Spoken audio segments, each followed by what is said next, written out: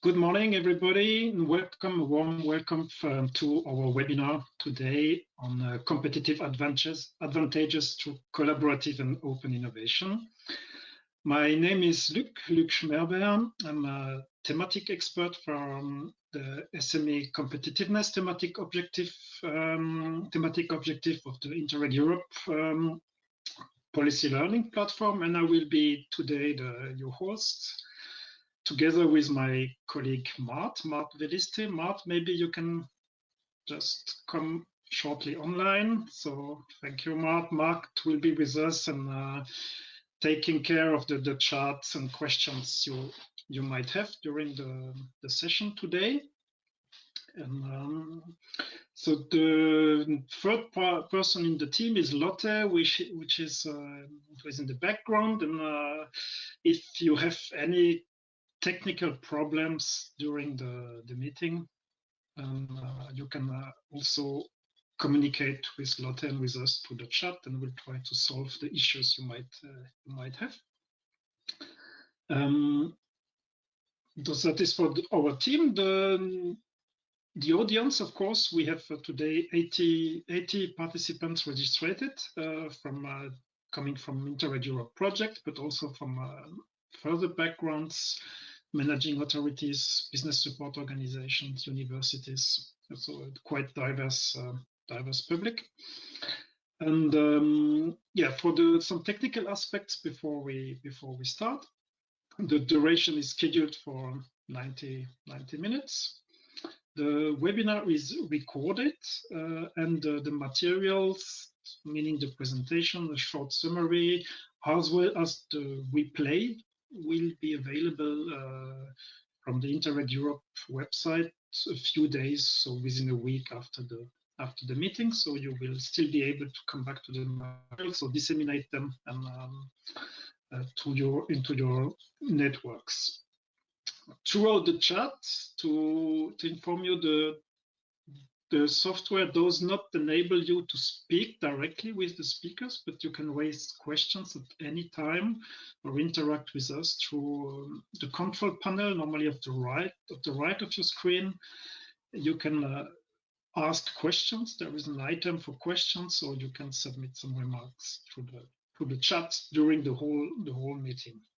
So we will, of course, try to answer all the questions during the meeting. In case we do not manage, we will come back to you after the meeting and answer all the questions as far as possible. So we can now enter the content part of our meetings with some introduction words from my side. Why webinar on open innovation and competitiveness, why we decided to do that? Well, we obviously know we do not need to go into much detail. Innovation is a critical factor behind economic development and competitiveness on the business scale, kind of each businesses, but also on territory scale. And the concept of innovation is evolving, has been evolving over the past years, and will continue to do so.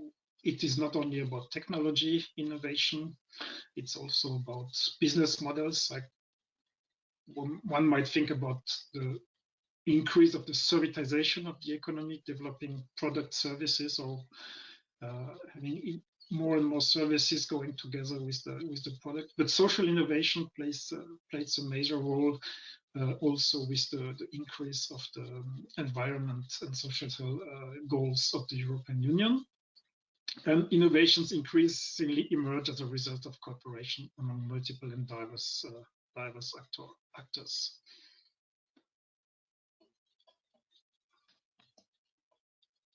Oh, sorry. Oh, so the open innovate. What about the open innovation concept, which brings this idea together? It has been introduced by Henry Chesbrough in 2003. You can see the definition on the screen, and redefined also a bit by Chesbrough himself as a distributed innovation process a few years ago. Which, and why is it become more and more important? It's because there is an increasing necessity for companies to share their innovation activities with other partners because of the pressure on costs for developing new products, new services, taking into account complex technologies, which are not always easy to be mastered by one company, and also the speed of development on the market. In many markets, the speed of development is increasing, and that is not manageable for single companies in all the cases.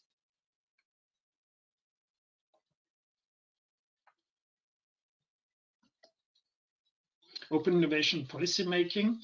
Well, open innovation has often been seen as being driven by large corporates when it was introduced by Chesbro. The understanding has widened a lot and is not limited anymore to that understanding.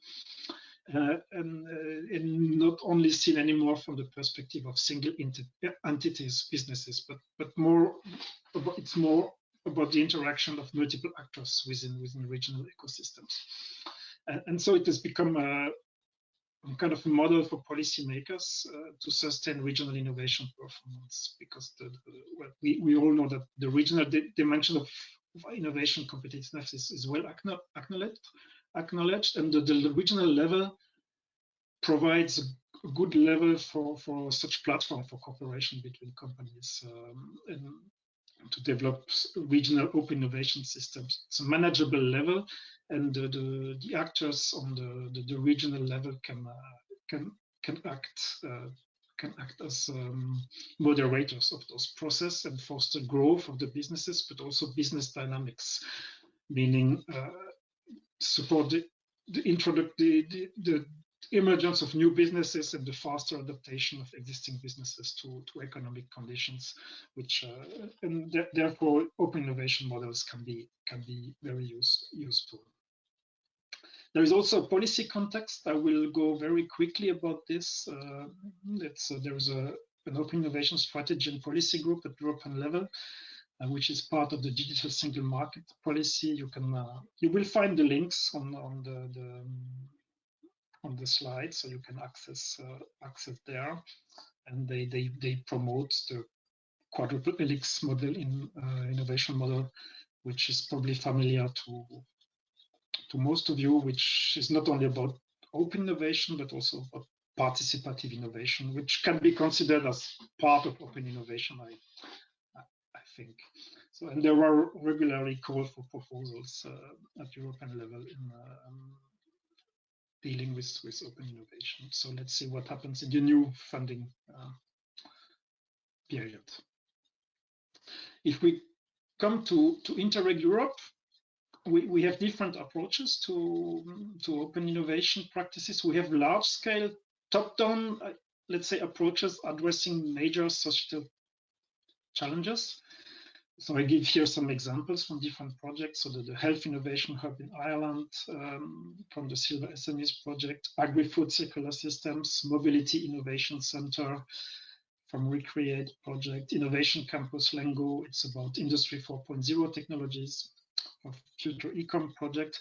So those initiatives are mainly large regional initiatives, fully compliant with the regional S3 strategies and involving a great number of partners, the research organization, universities, larger companies, and so on, and aiming at addressing those large, big challenges, and with a lot of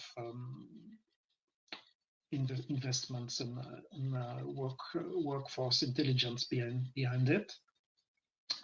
And we have some more bottom-up approaches addressing more company challenges.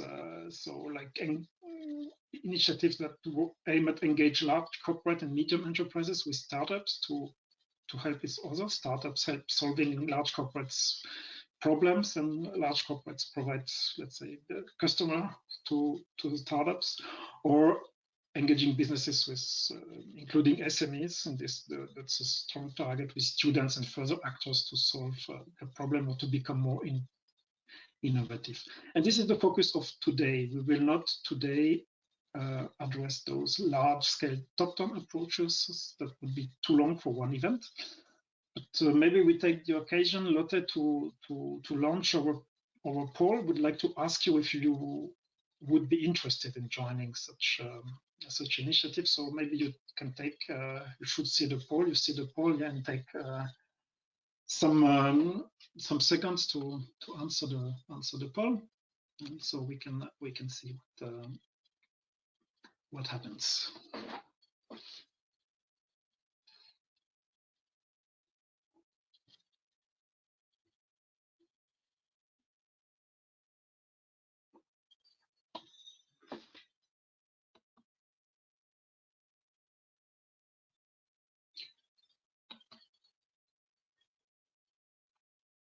Okay, so we have an yes, 77%, large majority. So we will take that up in our program, and we might come back to you with a specific event on such practices, maybe together with our colleagues from the innovation competitive area. Yeah. Thank you, Lotte. So for today, I mentioned we will be working on those bottom-up practices. We will have two sessions. The first one about opening businesses to the innovation potential of students, and the second one about the innovation potential of startups brought together in connection with larger companies. For each session, we will have two presentations, two good practices with some question answer after that, and a short panel discussion with the speakers at the end of each session. The speakers, they will introduce themselves later on. For the first session, we will have Signe, the Demola manager. The Lilita Sparane will not be able to join us today because of health issues. We will have Charlotte Duval from Laval Mayan Technopole. And for the second session, we will have Laura Santarelli from Lazio Innova and Leyre Madariaga from the Basque government. You can see on the right, we will not go into details about the Interreg Europe projects related to these practices, but those practices are connected to Interreg Europe projects. A few words about Interreg Europe. You see about here the program just in one slide. Interreg Europe is all about sharing solutions for better regional policy. 30 countries involved, you can see on the left, and 395 million euros invested in policy learning into the four thematic objectives: research innovation, SME competitiveness, low carbon economy, environment, and resource efficiency. Some brief words about the policy learning platform. I will not go into details, but you will have that into the materials, so you can come back to that. So we have, as you can see, different services like the expert support, the community, the knowledge hub, and the good practices, the good practice databases with probably by today, it's around 2,000 good practices where you can find input for your policy issues. Some online events like today, so you can find the reference on our site web and the recordings, the materials. We deliver policy brief with summaries, 15-20 pages presenting the results of the projects for different topics. So also that's all available on the website. And I just spent 2 words on the personalized advice service, which we're developing more and more, addressing specific questions, policy making questions, your policy issues you might have at 3 levels: the policy help desk, the matchmaking sessions, and the peer reviews. So the policy help desk is a short written answer to your questions via email, leading you to further input. The matchmaking sessions, then we can organize upon your request on specific policy issues, some 2-hour online or on-site meetings, depends on the circumstances, of course, and have you team up with 2-3 peers from other organizations which could discuss your needs. And the peer review 2 days meeting, on-site or online, also depending on the conditions, of course. And then we have usually 4 to 5 peers discussing over 2 days of specific policy issues you might have and helping you find new solution. Also on our website, you can find examples for previous peer reviews that in summary, so you can get maybe an idea of what is possible. And the link on the bottom of the slides provides you also directly to the formula where to submit your application. So that's it from my side for this introduction. I suggest we go into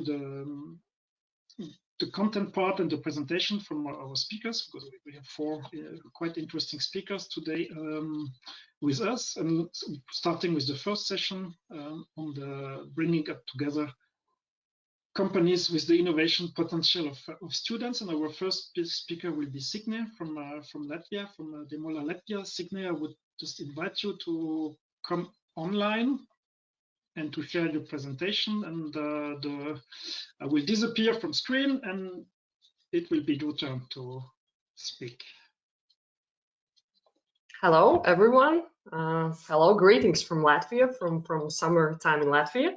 So I am Signe, Demola Latvia manager, and in this couple of minutes I will tell you a bit more about our project program initiative. So Demola, maybe some of you have heard that this is basically an international brand. Demola originated in Finland, and there are many Demolas around the world, including one we have in Latvia, Demola Latvia, which is an innovation platform that unites from one hand students and on the other hand leading Latvian companies' brands. So what is our concept? Companies submit real business challenges that they have to Demola. Basically, we work hard to attract also those companies to cooperate with us. And then there's the next part where we attract students from all Latvian universities that can come on board and solve these challenges given by companies. And they work in multidisciplinary international teams. All our program is led in English. International students studying in Latvia are joining. Currently, we are run by 2 of the biggest Latvian universities, but as I mentioned, any student from any Latvian university is welcome to join on board Demola. So we work similarly as to semesters in universities. We have a spring and fall season, a bit shorter than semesters. The duration of the program is approximately 4 months. That includes 12 weeks intense design process based in design thinking methodology, where we lead students from basically the challenge given by the company to the solution by guiding them, giving methods, having workshops. So they go through the whole design process, starting with research, problem definition, ideation, prototyping, testing, and packaging, and presenting the whole solution to the companies. So why do companies choose to come in on board Demola? So this is a really great place to meet the top talent in Latvia that could become their future employees also, because we have quite a strict selection process, and also the teams have multidisciplinary competencies that are needed for each specific challenge. Also, this is a chance for the companies to really find something innovative, fresh, creative, that they maybe have not have time to think of, or they may be too stuck in their thinking. So yeah, and the companies also brand themselves as modern, innovative companies that are attractive to young people. They get insights into future trends, new information about industry, and also for the employees that participate as contact persons in these cases from the companies. Sure, they get also new knowledge about innovation management, about all these different design methods that we are utilizing. And so what is the service that Demola from our side, that what we provide? So as I mentioned, this selection process, selecting the best student teams. We facilitate the process. Each team gets a facilitator from our side that are kind of experts also in all these methodologies that know how to guide the team really to achieve a great result. Also, we can attract experts and mentors from different fields that are necessary to the context of the specific challenge. Also, we of course communicate. We have our channels that we showcase all what's happening in Demola, and so that's a good branding for the companies. Also, as I mentioned, workshops, lectures, seminars. There's a program in season, and also infrastructure for work. We have our labs and design factory equipment available for those teams, for example, technical teams that need some assistance and support. So yeah, a bit into the finances. How does it look like? Companies, the entry fee to participate in Demola is 1,500 euro per challenge. Basically, this is the only some amount of money that they risk with when coming into Demola. Because as we know, sometimes the projects also can fail. It's not always just about the success. And the other fee is this kind of license or results fee that when the team has developed the solution, they present all what has been done to the company, and company has some time to take a decision whether they want to have this kind of solution in their property that they can later utilize, develop, modify, implement, do whatever with that student solution. Because while the work is being carried out, the rights to that solution belong to the students. And so there are 3 levels that the companies can choose to pay. From our side, thanks to the support of European Regional Development Foundation, currently we're able to pay students scholarships. That's why also this is a very attractive program to our Latvian students. So 4,000 euro per team per season in total, and also there is 2,500 euros available for each team for research and prototyping that we provide. So our experts, some kind of fees. We're in Latvia since 2014, but I'm going to show you the results of the last 4 seasons. As for more fresh statistics. So we currently, in this kind of 4 seasons, we have had 200 to 300 student applications per season that are interested to join Demolas. The coverage is really 17 universities. That we have had in Demola. We have had 40 companies, 43 challenges submitted, which means that some companies come back or give more than 1 challenge per season. There have been 24 licenses bought. That's excluding this current season that we don't have yet the results. And there are 28,000 euro paid to students for the solutions. So yeah, quite a variety of companies, starting from big corporates to smaller SMEs, participating banks, as you see, Luminor, Swedbank. Also, state institutions are interested to come on board, management consultancy companies. So all different kinds of companies have been our partners throughout Demola. And a little bit about the history. In Latvia, it was introduced in 2014 after a visit of representatives of universities and businesses to Finland. At the beginning, it was led by IT cluster and supported by the Ministry of Economics in Latvia. So some financing was given coming from there. And as I was not really there at the beginning, but as I've heard, it was really hard at the beginning to get first cases kind of from the companies, as this was some kind of a new and unexpected concept of cooperation. And in 2017, it was decided to transfer kind of the ownership of Demola to the biggest universities in Latvia, as to be closer to students and so to do it rightly.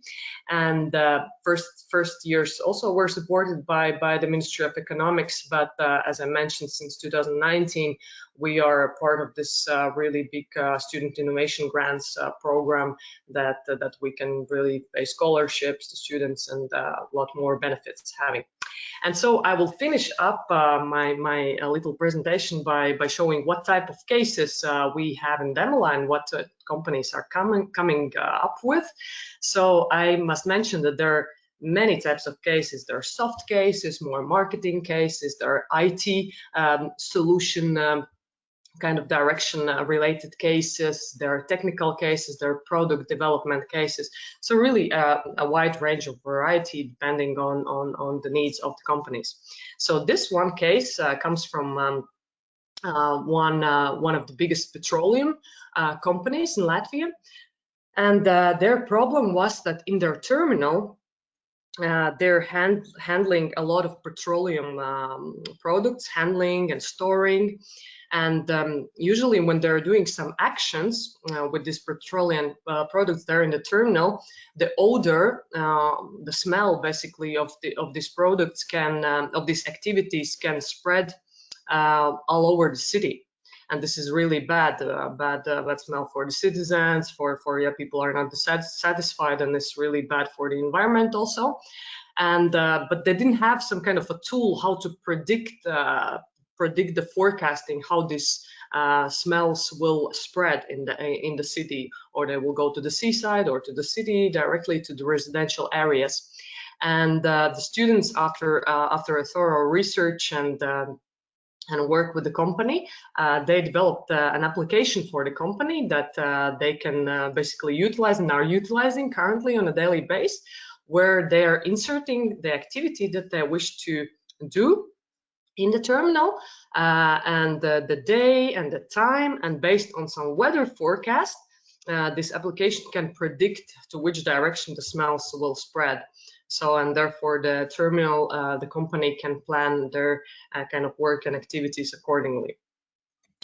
A different kind of case that we have had is from the biggest public transportation provider in Riga, in the capital city of Latvia.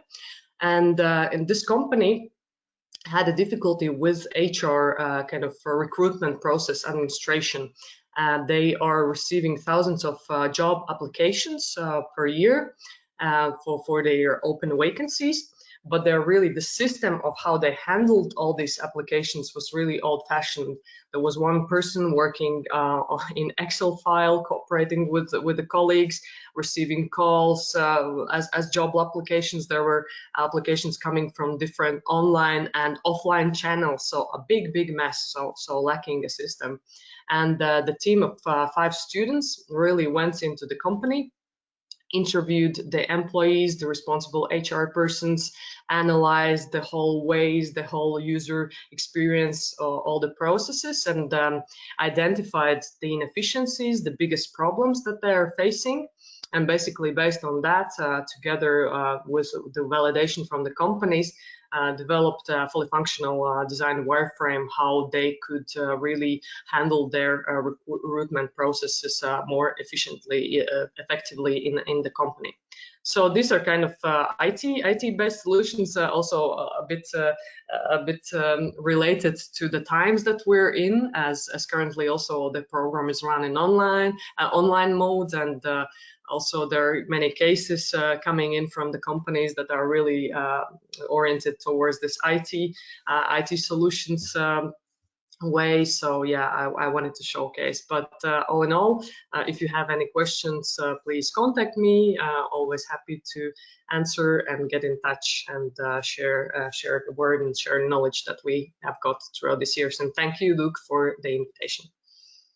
I say thank you, Signe. That was for joining us today. We can take a few questions from the audience if there are any. Mart, how does it look on the question side? So good morning, everyone, from my side as well, and I'm the moderator of your questions through the tool. And indeed, we have a question. It also actually aligns with something that I was curious, and of course, Signe, thank you for your very interesting presentation. And the question comes from Fernando, and it's about the license scheme that you have in Demola, Latvia.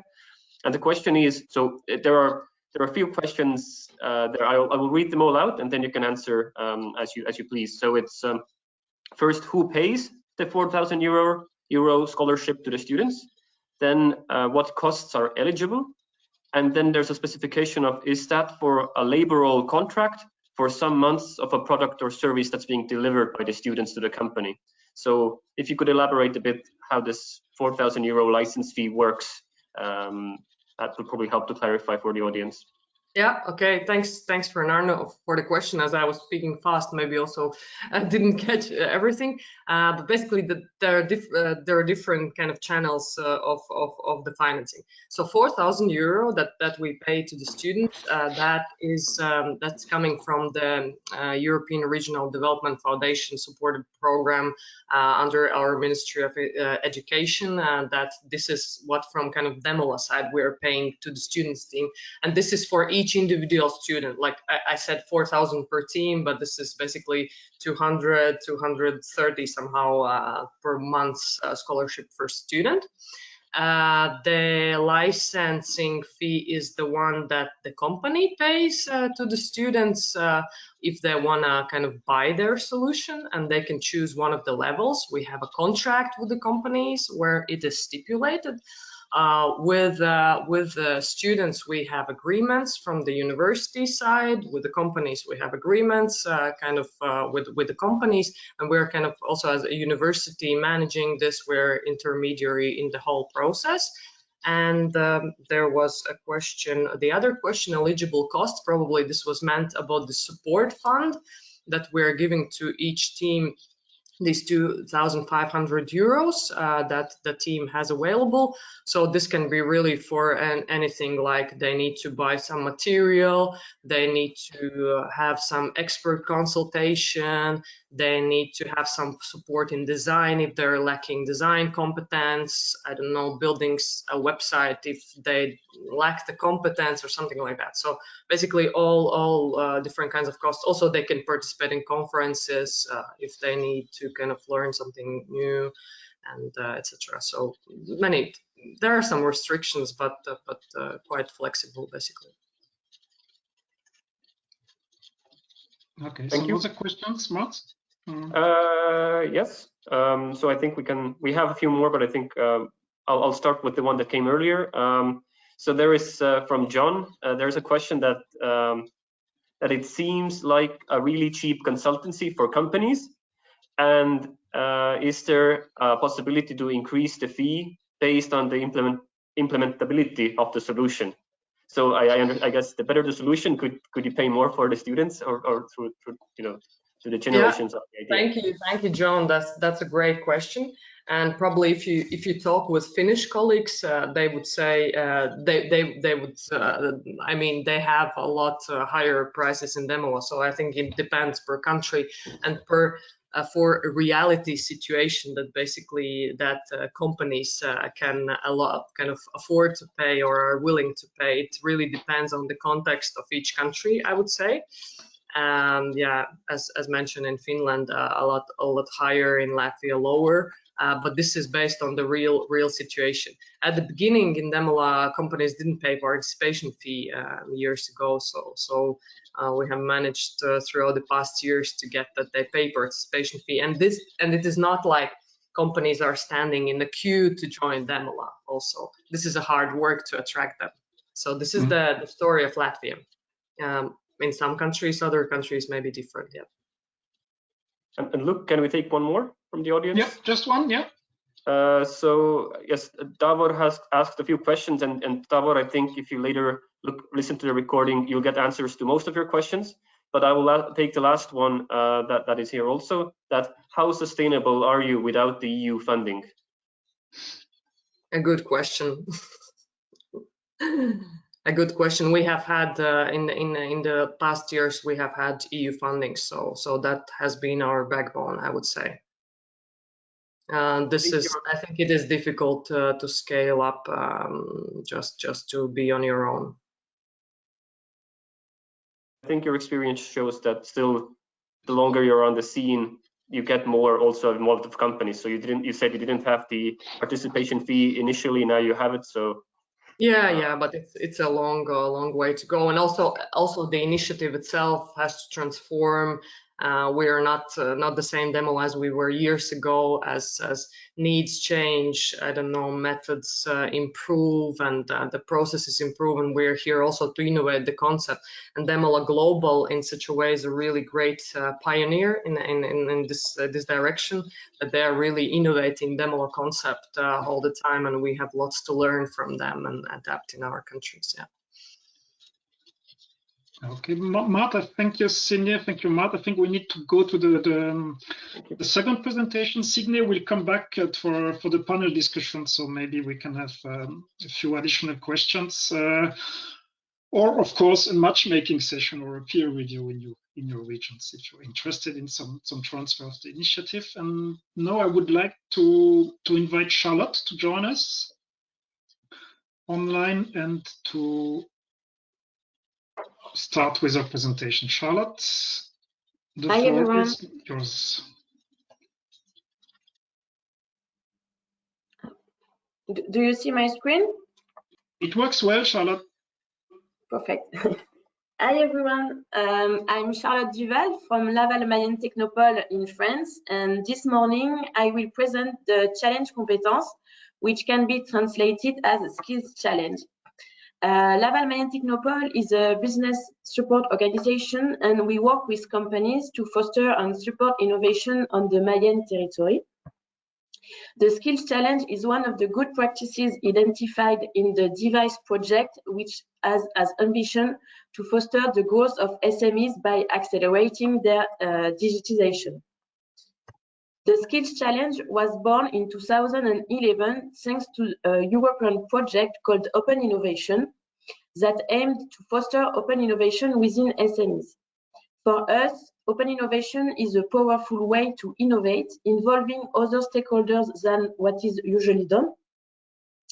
And regardless of your problem or sector of activity, we believe that calling on people outside your company allows you to do things differently or faster and to innovate to stand out.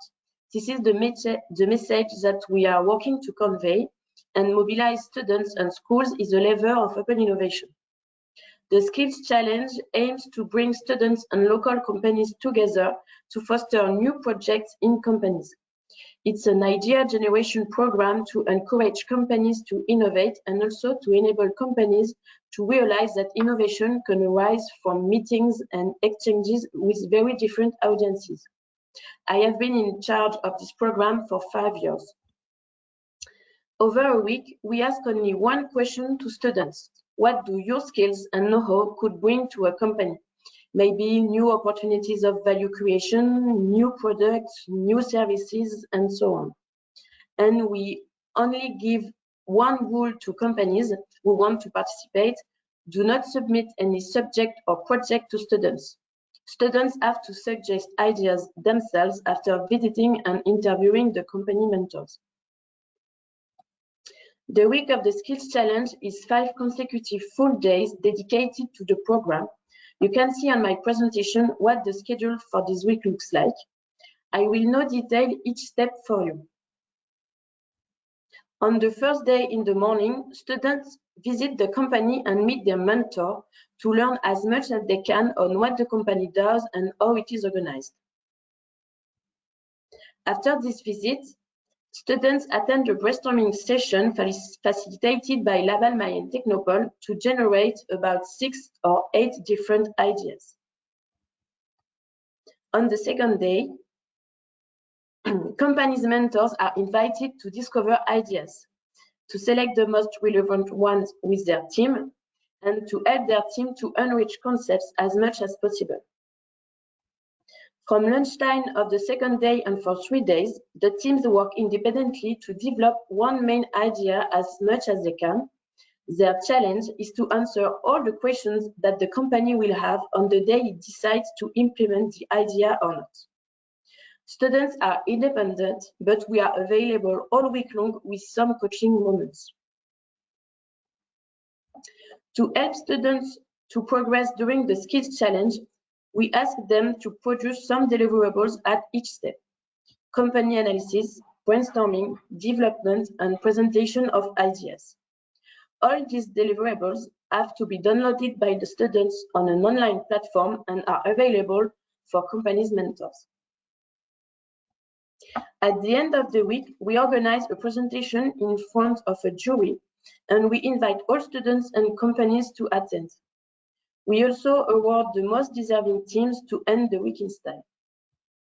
4 criteria are used for evaluation of works, and Depending on the number of teams, the jury can deliver up to 3 prizes.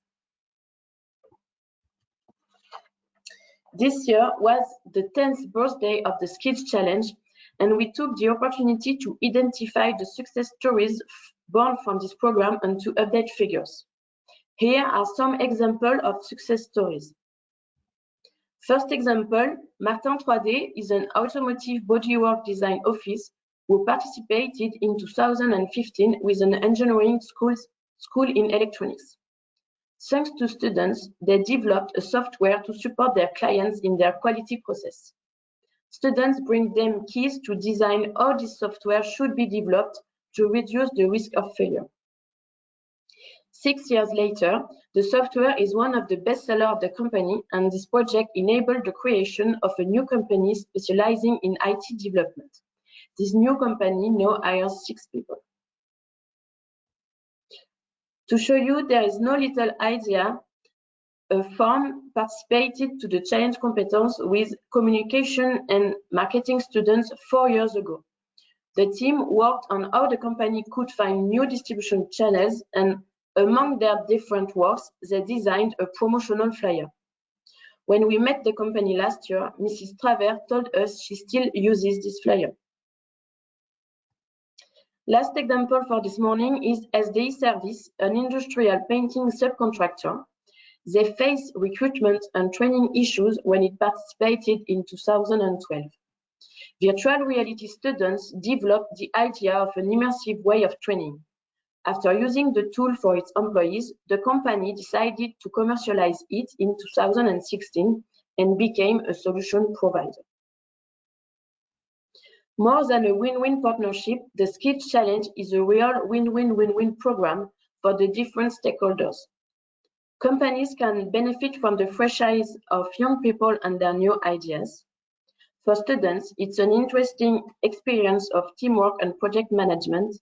And because they work with a real company, it's almost a professional experience. For schools, the program participates in the training and the professionalization of students and allows to create connections with companies. And finally, for us, the Skills Challenge allows us to spread the word about innovation. And because it does not require a lot of time for companies, it allows us to work with companies and we would not normally address. The Skills Challenge allows us to show to any type of business that it's possible to innovate, regardless of size, age, or sector of activity. Now, I guess you only have one question on your lips. Is this program duplicable?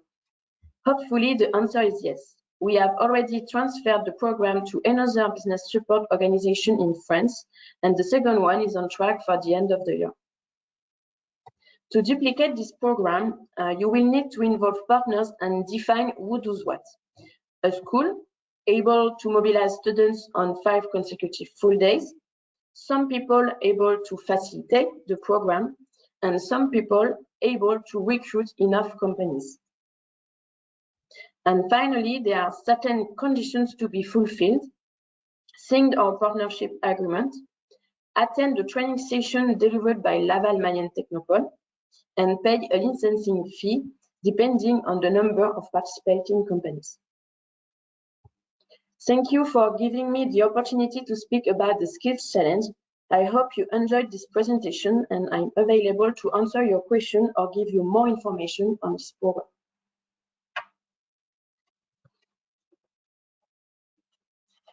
Thank you, Charlotte. So let's see if we have questions. Mart, will you join us back again on the screen? There might be questions already at this stage.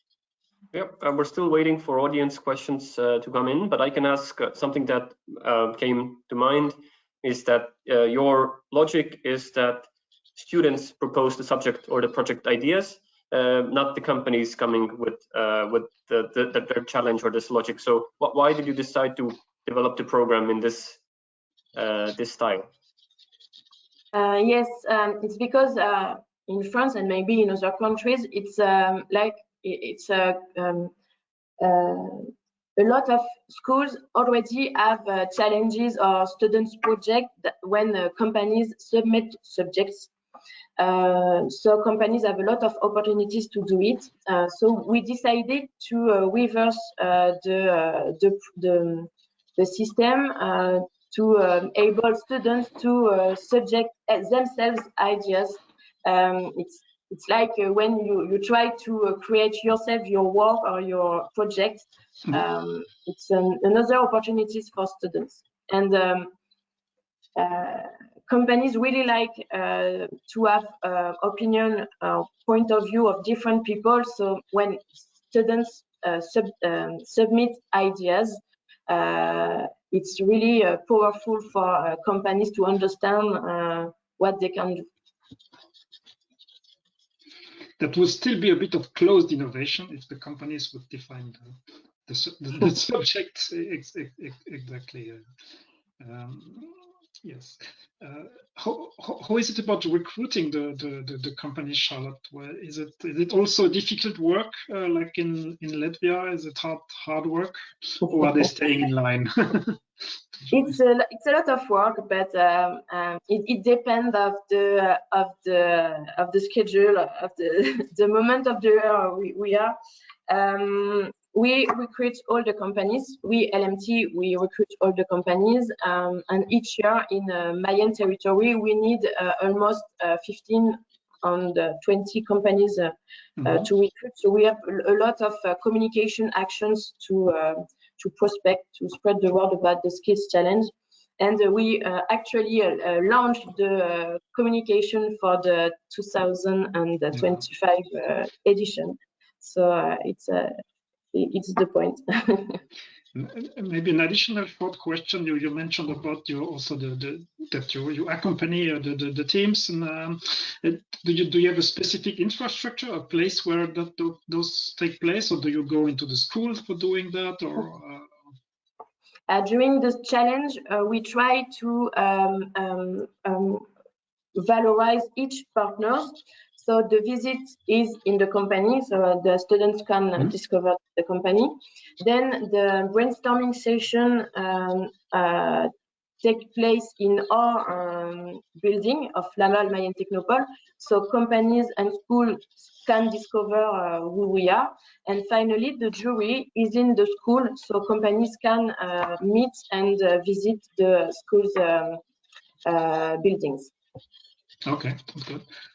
Thank you. Matt, do we have questions coming up? Yes, we have one audience question from John asking whether you also have a parallel scheme to help students set up their own companies. Sorry, I didn't understand the question. So do you also have another support scheme that only focuses on helping students establish their own companies? Oh yes, we have we have a program in France called Les Entrepreneuriales, who aim to foster and sensibilize students to what is entrepreneurship. So some colleagues in the team of Laval Mayan Technopole are on this subject, and we also have an incubator, so we can support students, young people, and other people who want to create their company. Okay, thank you, Charlotte. Mats, I think we need to close here. Initially, we had planned a short panel discussion with Signe and Charlotte, but I suggest to change slightly the agenda, and we will have one panel session at the end with all the speakers. So depending on the time remaining. So today we have a quite an engaging audience and a lot of questions, which is nice. So I suggest to go to session 2 then. Thank you, Charlotte. So we'll call you back later for the final panel. And the session 2 was about bringing together larger businesses or large and medium businesses working with startups and primarily, and I will see Laura is already there. Laura, you can stay online, and it's your time to speak now. So Lotte will invite you to share your presentation. Thank you, Laura. Thank you, Luc. Sorry. No problem. We can see it well. Just yes. here it is. Can you see it? It works. It works fine. Thank you. Perfect. But I see myself, so I close it. Okay. So, good morning, everybody. And before starting, just allow me to point out that I'm here thanks to the Scale Up project, as Luc mentioned before in the opening, because Open Innovation Challenge has been chosen and validated as one of the best practices within the Scale Up consortium, because it helps startups in scaling up by offering them new market opportunities and the chance to work with the large corporate. So today I will share you my experience. I cannot, okay, sorry. Today I will share my experience as an innovation specialist within Lazio Nova, which is the innovation agency of Lazio region. So we are a public entity. First of all, so let me briefly give you a quick and overall picture about open and closed innovation. Before 2003, Googling the words open innovation would return no results at all on the internet. In fact, since then, the only way corporates used to innovate was according to a closed or vertical innovation model. So how a closed innovation model works? It focuses only on internal innovation processes. And it is based on knowledge sharing, and innovation takes place only within the company. But everything changed when always on 2003, Henry Chesbrough published its first book about open innovation. So everyone started discussing about open innovation paradigm, trying to apply it to their own companies. Which are the main characteristics of this model? First of all, innovating with external partners, then allowing an inflow and outflow of knowledge to accelerate innovation. Another feature is that innovation takes place both internally and externally. And then last but not least, I would say, it's a model open to licensing, partnerships, and other forms of collaboration. In 2015, Lazio Nova designed its own open innovation strategy, shaping it according to the needs of its own innovation ecosystem. Therefore, we launched our first Open Innovation Challenge with the aim of supporting the entrepreneurial ecosystem from large corporate to startups and innovators by offering an ad hoc range of services to facilitate the innovation process among them. How it works? Okay, how it works. The first step is, let's say, creating awareness between large corporates and define together with the corporate that we call the godmother, who wants to launch an innovation need to the entrepreneurial and innovative ecosystem. Sorry. So this is the first step. We identify and define the innovation need to be launched to innovation ecosystem. Then we launch the Open Innovation Challenge, which is a call for proposal on Lazio Nova website, and an online and an offline promotional and scouting campaign of projects and ideas that starts. Then when we close the call, we collect all the application and we select, together with the corporate, of course, the best solutions. Those solutions will participate to the mentorship program, which is the core of the Open Innovation Challenge, because it is aimed at improving, completing and fine-tuning the proposed solution together with experts and mentors from the godmother company, and also with the support of a business coach and the Lazio Nova experts.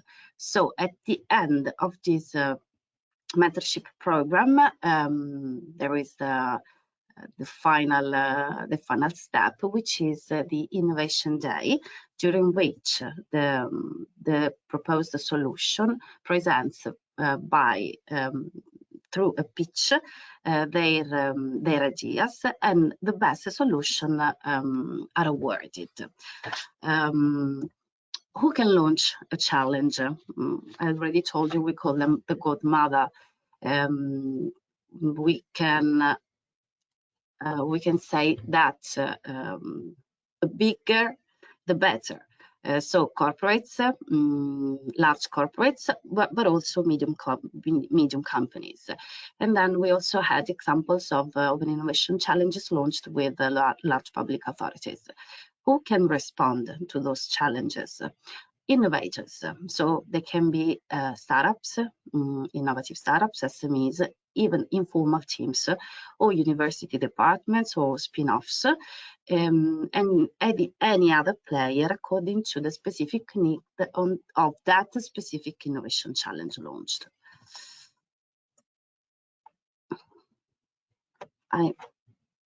Okay, sorry. The timeline of the challenge. Basically, we are able to launch an open innovation challenge and to close it with the Innovation Day in 4-5 months. So it is a quite a long process, high demanding in terms of human resources and efforts, both from Lazio Nova and from the corporates, and of course from the startups and the participants in the selected companies taking part to the mentorship program. But what happened? Learning by doing, let's say, last year we added a last essential part to this Open Innovation Challenge program. In this, it is number 6, point number 6, which is the co-design phase. And why did we do that? Because we were struggling in having real and concrete results. Because we saw that at the end of the Open Innovation Challenge, it was difficult to sign basically commercial agreements with the corporates. So we decided to launch this new phase, the co-design phase, where the 3 selected solutions at the Innovation Day can have 3 more meetings with mentors from the corporate to finalize POCs, so proof of concept. And at the end of this, we saw results because commercial agreements finally have been signed. So this was very great. We were great of this. So no innovation theater. This is a brand new concept which I find on internet, and I just wanted to share with you this trip. And just because open innovation needs to be efficient. Even us at the beginning were let's say playing the role of we were just doing innovation theater without knowing that. But this simply means that if you don't do things in the right way, you risk not to be effective, which is not what we want to do, of course. Some facts and figures about the challenges. We launched since 2015 22 open innovation challenges with 15 corporates. We had different kind of corporates, medium companies, large corporates, multinationals. We received more than 300 applications, and we worked and we supported with the mentorship program more than 130 innovative solutions. And as I told you before, we closed the 2 post-challenge co-designed, And in the end, we finalized 5 POCs, and we had 2 contracts closed so far. Then, just to close, what I learned so far. When we talk about innovation, according to my experience, of course, there is one aspect which is essential. And I'll show you in this slide and in the next one. This guy, Brian Acton, in 2009 at an interview for a position in Twitter. He was, as you can see, turned down. 3 months later, he tried again with Facebook. Same output. But who is this guy? 5 years later, Facebook acquired its startup, which was WhatsApp, by the way, for 19 billion. So maybe Mark Zuckerberg would have preferred to hire him 5 years before. This to say that people always make the difference. So this is my learning, let's say, in my experience, and thank you very much. And of course, I'm here for your questions.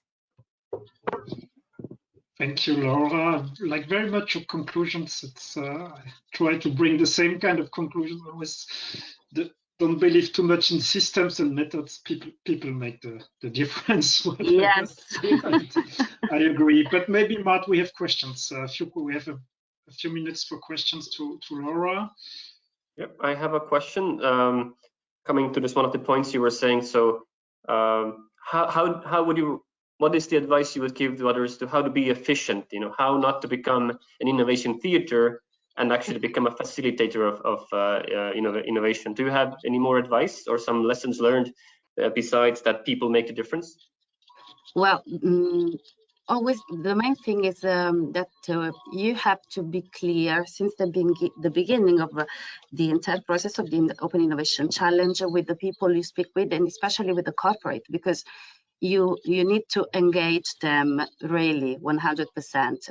And you have to be clear since the beginning that they have to put their own resources and efforts in order to finalize in a real and an efficient way something concrete with the startups or with the, let's say, all the innovators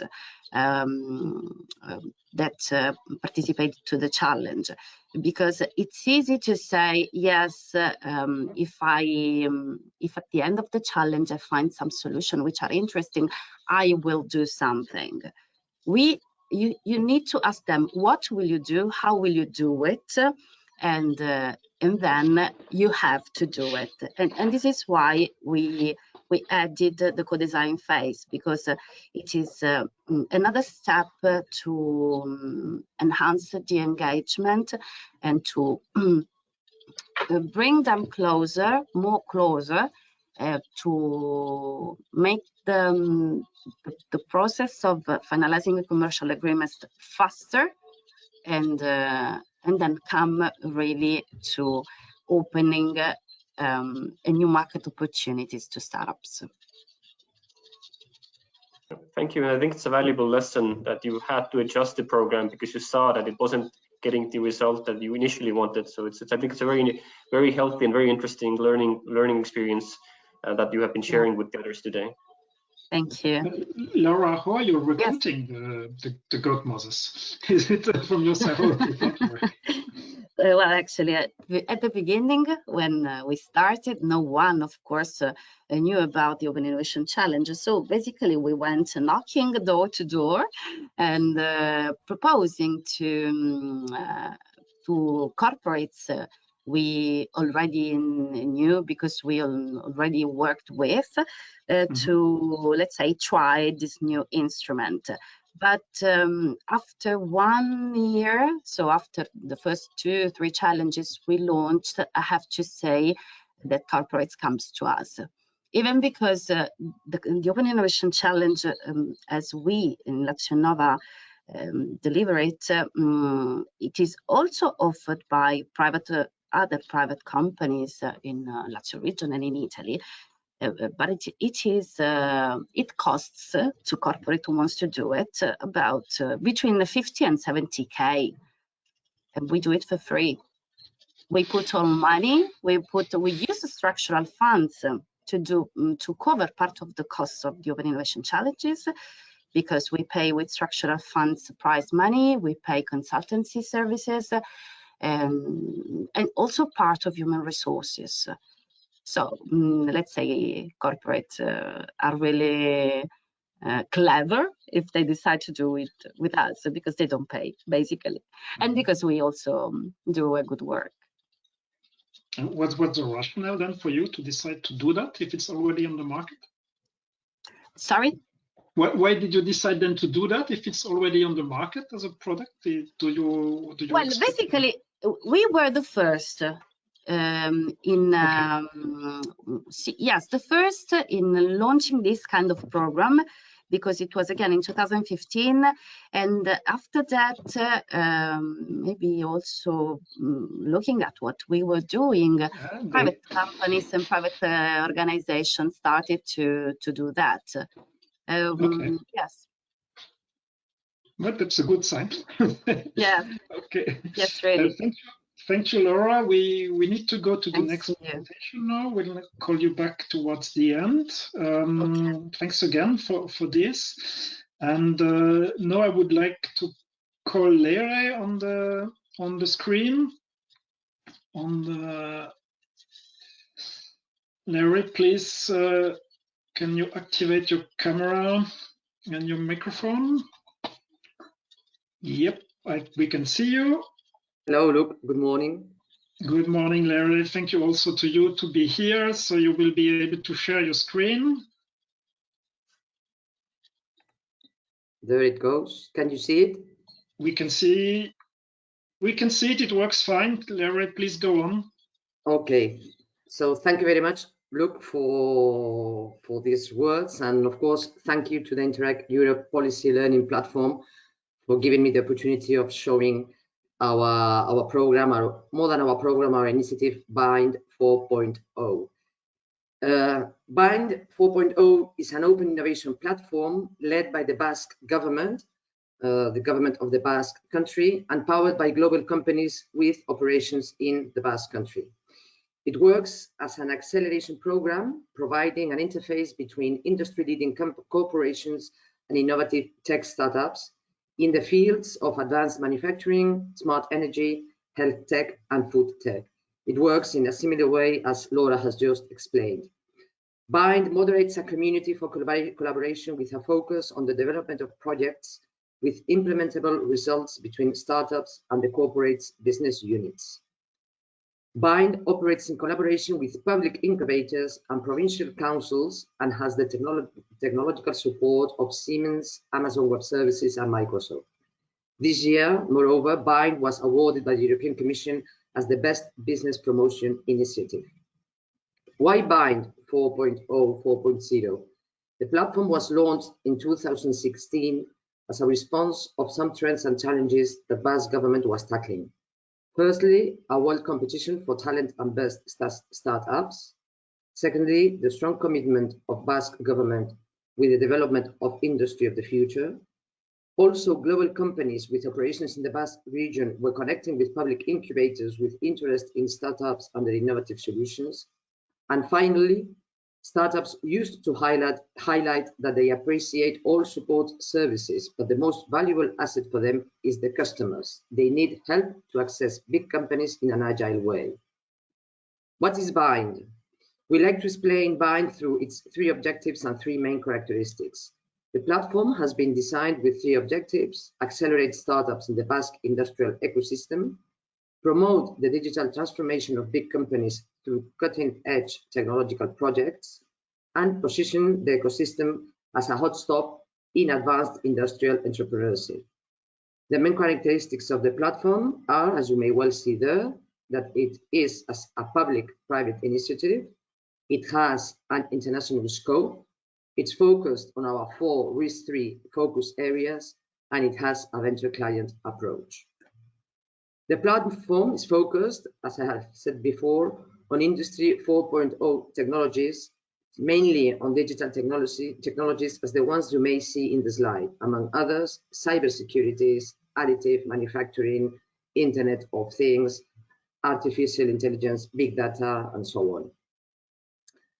It is aligned with the Basque Country Smart Specialization Strategy, RIS3, and is focused on 4 verticals, as I have already mentioned: advanced manufacturing, energy, health tech, food tech.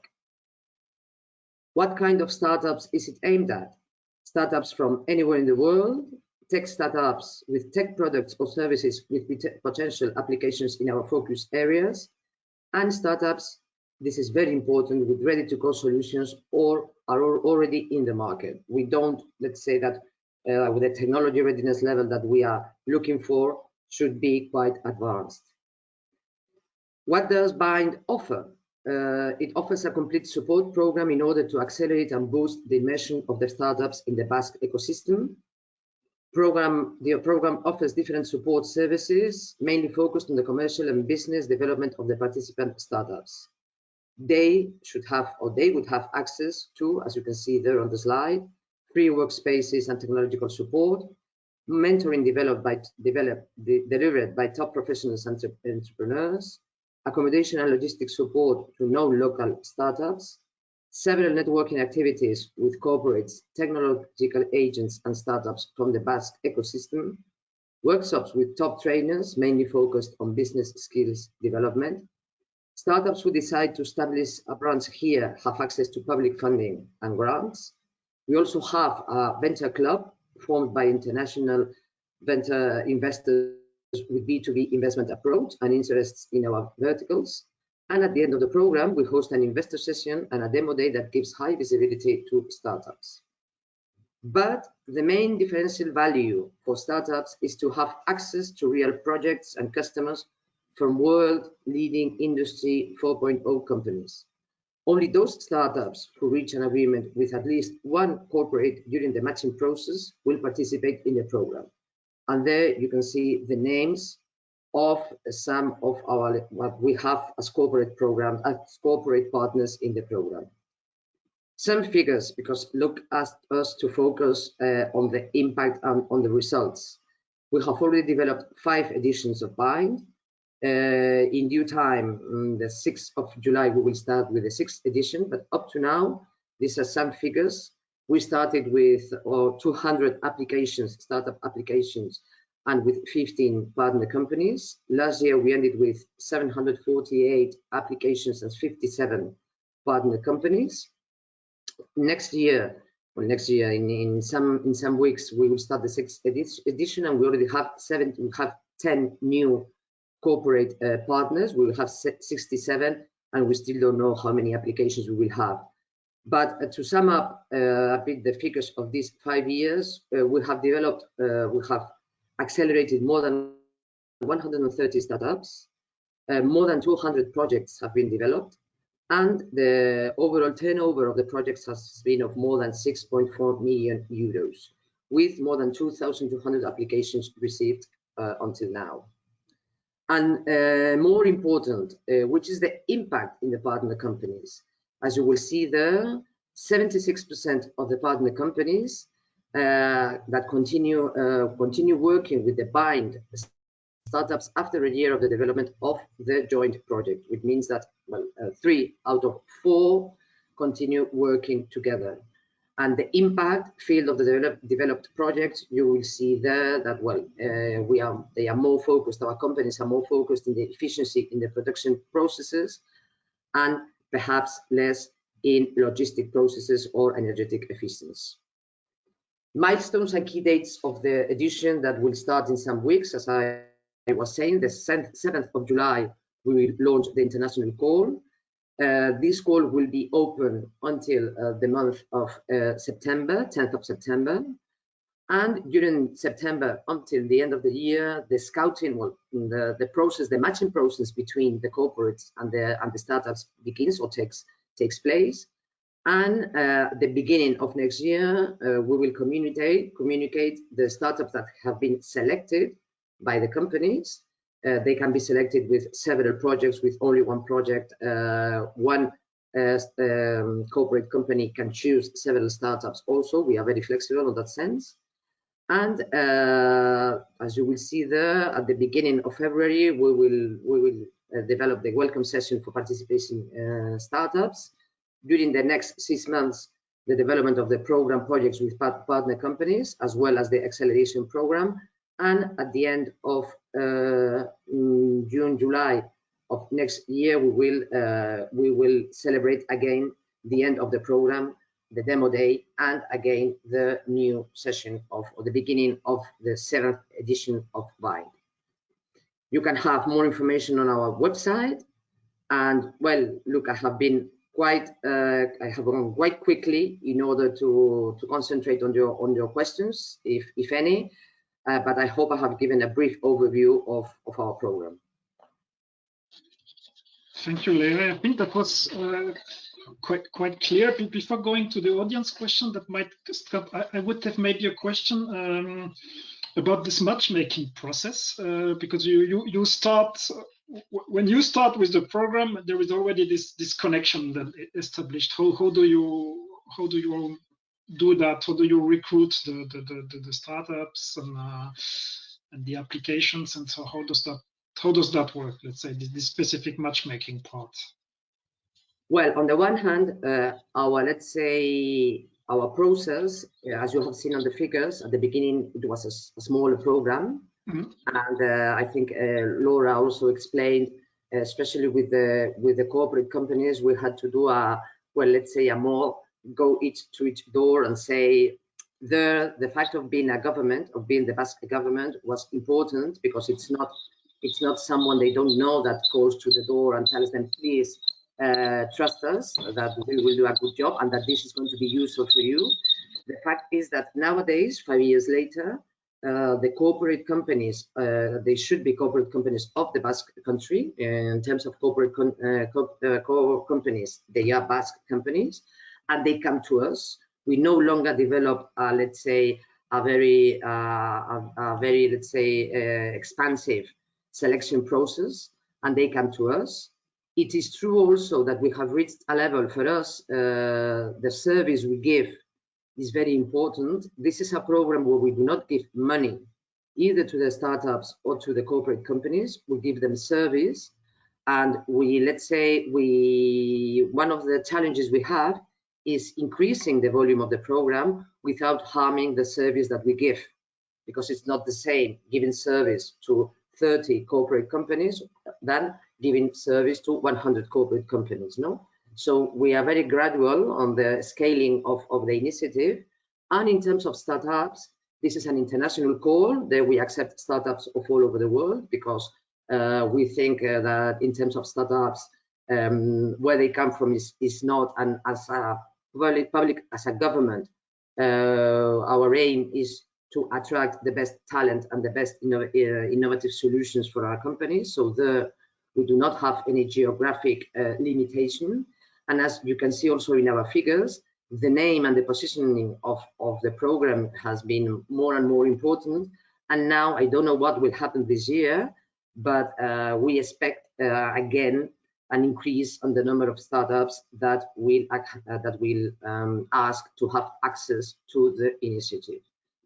Then from July until September, we develop a very exigent scouting process. That is one of the, I think, keys of the program.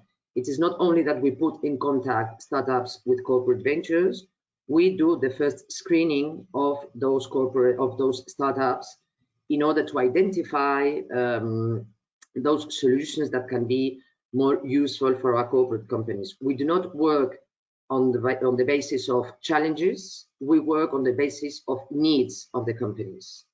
And when the program starts, we ask to the companies to share with us their needs.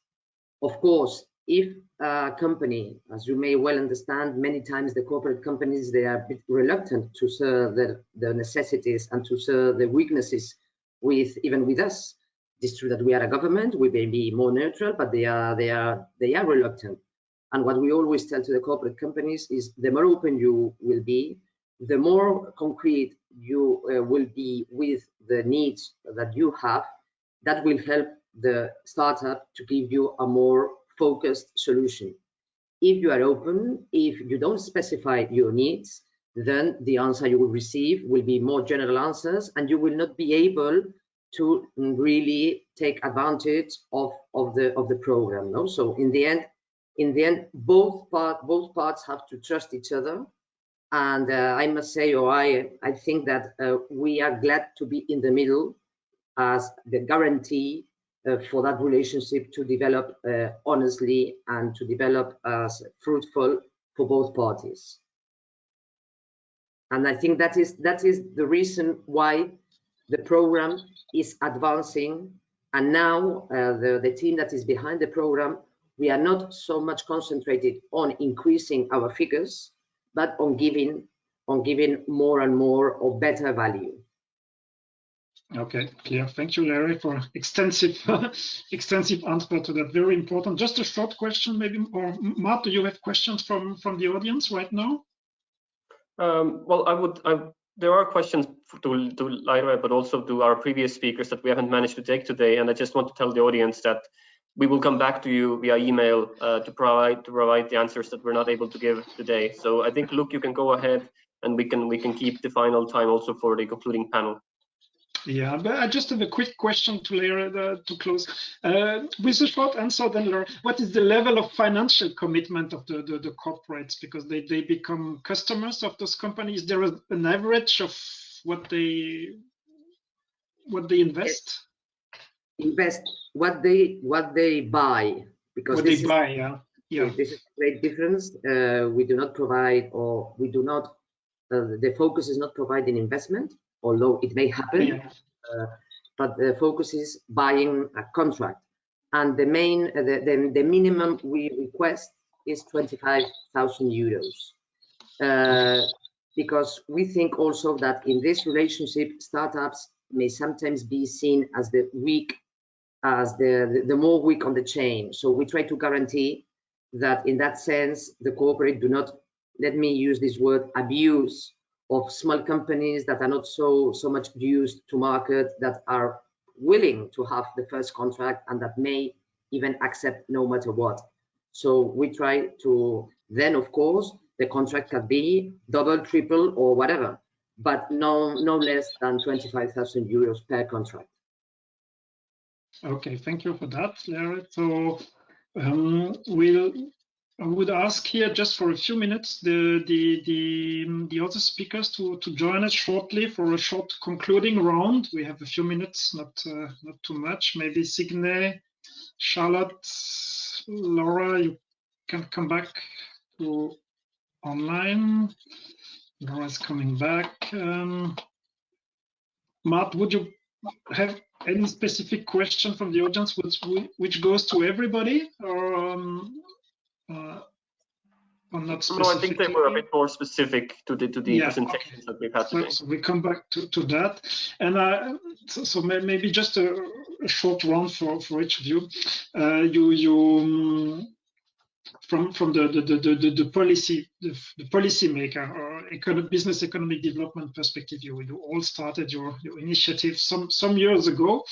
Very well, more or less similar, I think, not a few, let's say 4 or 5 years, maybe a bit more, maybe a bit less.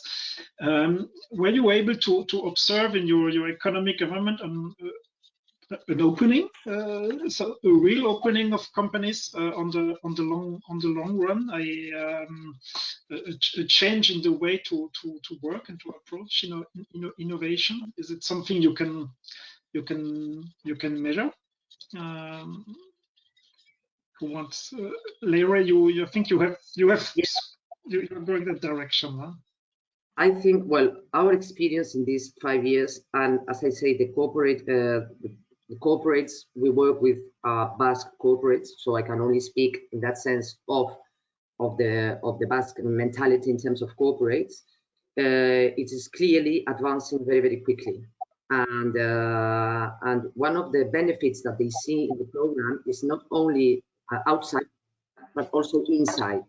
They are changing also their culture. They are changing also the way they look at in collaboration with startups, access to new technologies, diversify also the products, And for example, many of these companies, of these big companies, these big Basque companies, thanks to Bind, they have developed their own processes, internal processes, and they even have their own teams and their own programs for identifying startups, but they haven't left Bind. And Bind, this is compatible with their own processes. It is not that thanks to Bind, I will, let's say, implement my own system and then forget all the systems all around the world. They are even more active in other initiatives outside, and they have developed their own system with a more, let's say, systematic procedure. So clearly, it is also something that is helping the companies inside. Laura, from your side, did you notice? Yes. Yes, in my experience, what really changed is the approach of startups, because at the beginning, so basically 5-6 years ago, they were really afraid to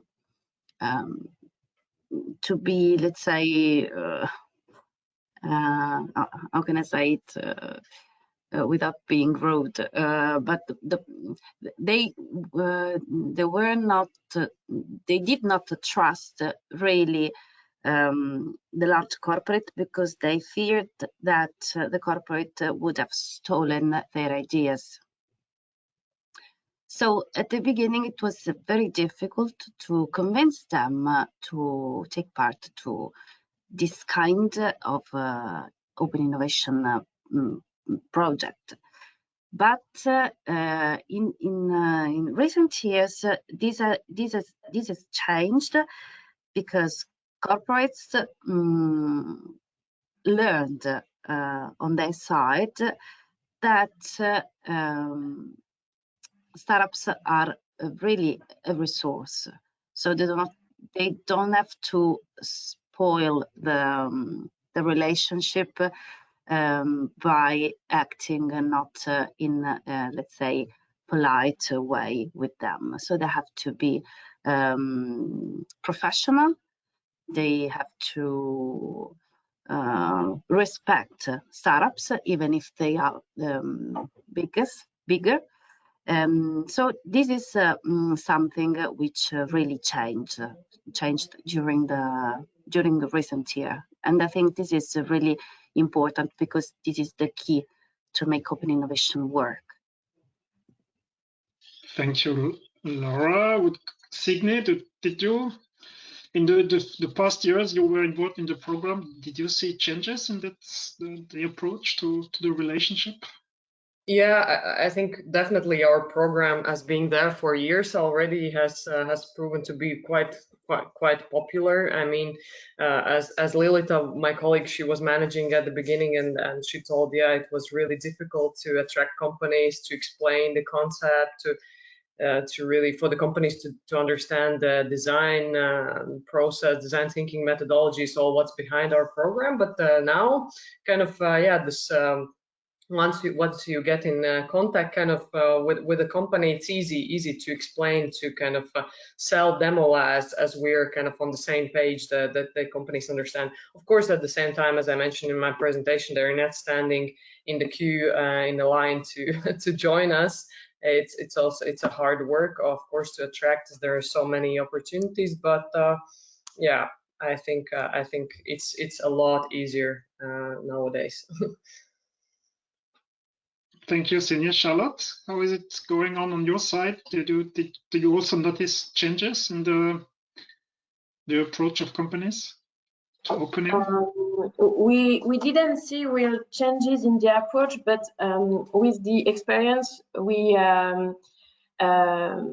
improved the way we present the challenge, to be sure that the company won't submit subjects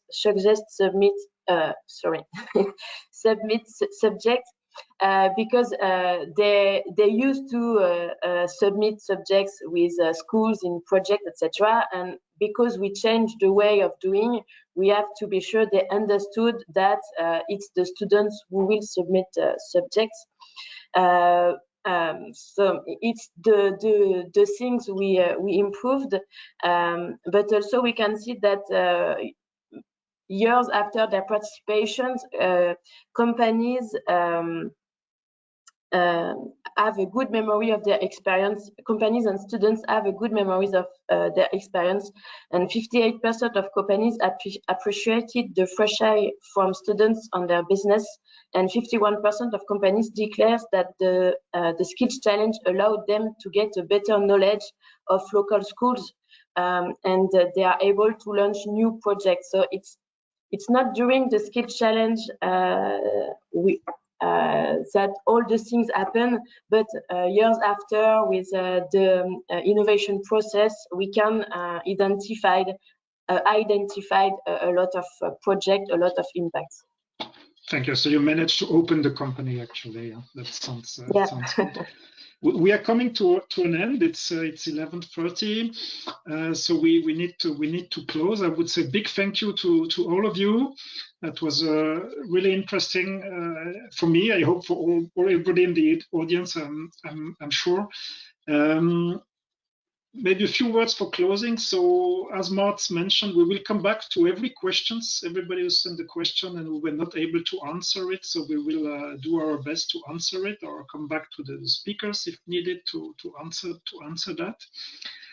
I will also come back, maybe remind of the services, the expert services of the policy learning platform. So anybody in the audience who would like to go deeper with the topic can refer to our expert services and ask us directly additional questions or request a matchmaking session or a peer review if they want to deepen or implement open innovation practices in their regions. And also when the webinar closes, you can see it on the chat. Maybe the survey will pop up, and it would be very useful for us if you could take 2 minutes to give feedback as an audience members to what we have what you have heard and what has happened the last 90 minutes. And very soon you will get the information. The summary will be published on the website, as I mentioned, together with the presentations as well as the recordings. So thank you for everybody for joining. Thank you, a big thank you again to the speakers, and wishing you all a good day and staying healthy. Thank you. Goodbye. Bye-bye. Bye. Bye. Thank you.